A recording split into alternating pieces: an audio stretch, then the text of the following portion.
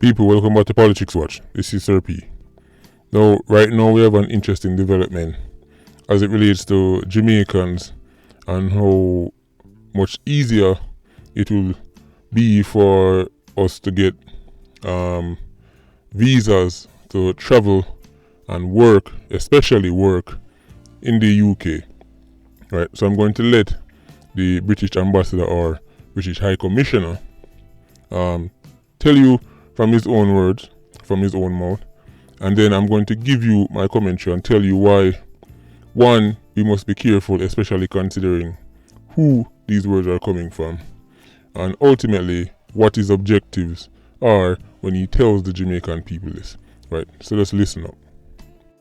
Because of the way Prime Minister Johnson has announced the review of the immigration rules, it will be based on, it'll be geographically indifferent in terms of, if the points-based system is announced, it will apply as much to an Australian or a Jamaican footballer as it will to a European footballer. Membership of the EU and enlargement of the EU, which were successive things that happened in the UK, meant that whatever space there was in the UK for migrant labour was increasingly being filled by people who had an easier access into that. For a Jamaican to get into that, they would have had to have qualified through a different way. Imagine a scenario where Boris Johnson has passed the new Immigration Act, which says that if you have these qualifications in this sector, you can apply. A Jamaican has an equal chance as an Hungarian then to bid for that. There's no natural assumption that the Hungarian will come and beat you to the punch. Membership of the EU. So there you have it, people. Forgive the cling sound you were hearing. That's not from me. That's from the actual audio itself. It seemed as if they were in some kind of dinner.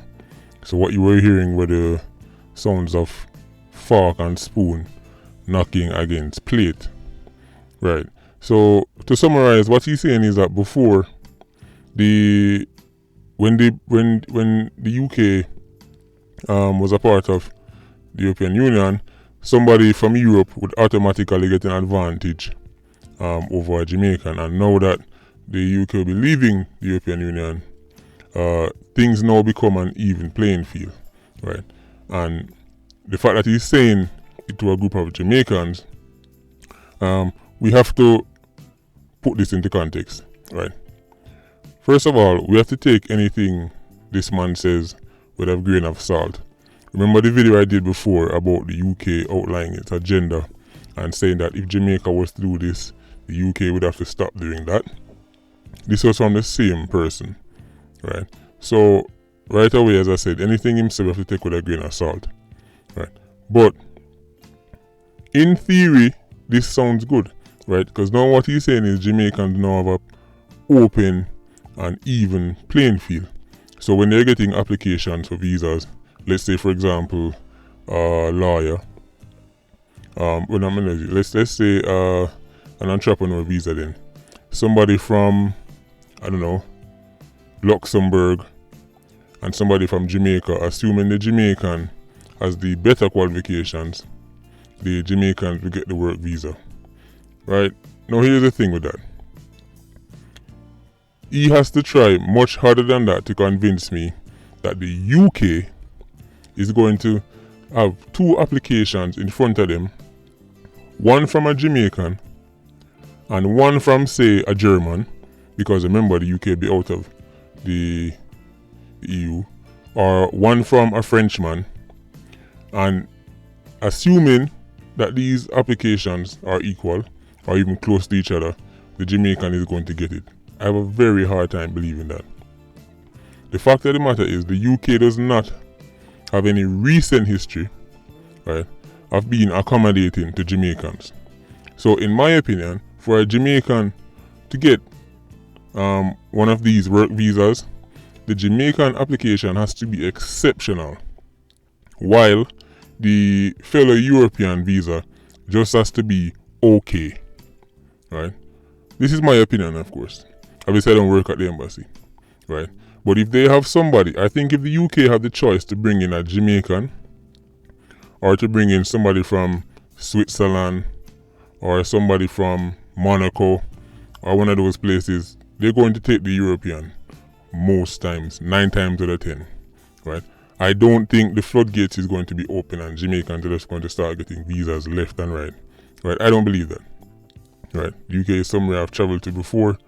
I have a pretty good idea of the culture, right? And I just don't see it happening, right? But then we ask the question, okay, then why would he even bring it up? I'll tell you why he's bringing it up.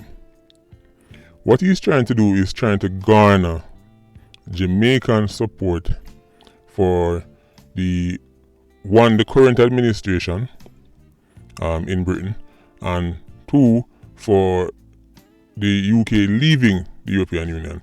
Because if Jamaicans hear that the UK leaving the European Union will be better for Jamaicans, then Jamaicans will go, okay, well, it's in our own self-interest to start supporting the whole concept of Brexit, because the average Jamaican is not for Brexit, even if they don't really understand it, right?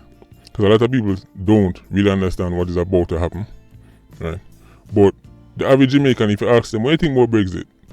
Do you think the UK should leave or stay? Most people say them should stay.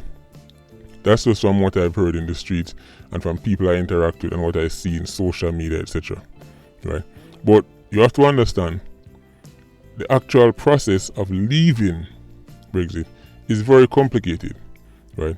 Some people want to do a deal, some people are saying no deal, right? And people are looking for supporters. They want countries on their side, they want people on their side. So it's no surprise that the British High Commissioner would then come to Jamaicans and say, listen, this is a good thing for you, because when it happens, you will be able to compete and get the same opportunity as others. And as I said, on paper, that is probably true. But in reality, that's a completely different thing, right? I just don't see it happening. You have to understand that right now, as it stands, Boris Johnson is under a lot of pressure, right? You see the stunt he tried to pull, right? When he tried to circumvent Parliament, right, to push through a no-deal Brexit. So the UK government is under a lot of pressure right now. They need the support. Even countries like Jamaica, where you think, well, Jamaica is not a big country, why would they even care about Jamaica? Listen, any help you can get means something in this day and age, right? Now, people, you have to understand, when the UK does leave the EU, it's not going to be the end of the world, right? People are making it sound like the world is going to collapse within itself one day. That is not the case, right? But as a Jamaican, speaking from a Jamaican perspective, what we have to understand is this. Not only the reason why Brexit is troubling is not just from a point of view of, okay, the UK is leaving Europe. No matter of fact, that's for them business. Why Jamaicans need to be careful is because there is a segment inside the Brexit group. Not all of them, you have to make that clear, but there is a segment within the pro-Brexit group who are very, very anti-immigrant and xenophobic. Very, right? And what you have to consider is the fact is this: if people are getting tired of seeing other Europeans come to the UK, imagine how they would feel about Jamaicans. Imagine how they'd feel about people from Bahamas and Ghana, right? Haiti, these places. Remember now, the Brits are saying, listen, even people who look like us, we don't want you anymore. We feel like it's been too easy for you to come here.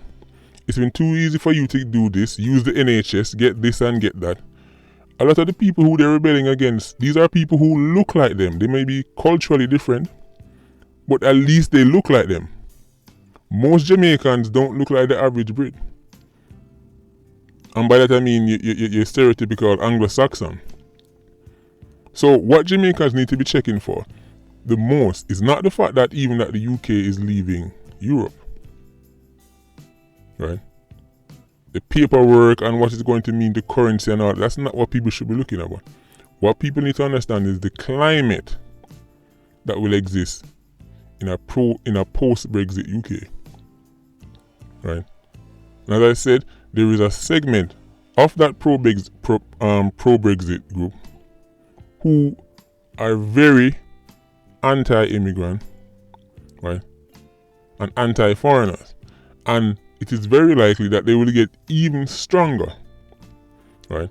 So after the UK leaves the Europe, the question then becomes, okay, what next? How do we know they're not going to turn on us?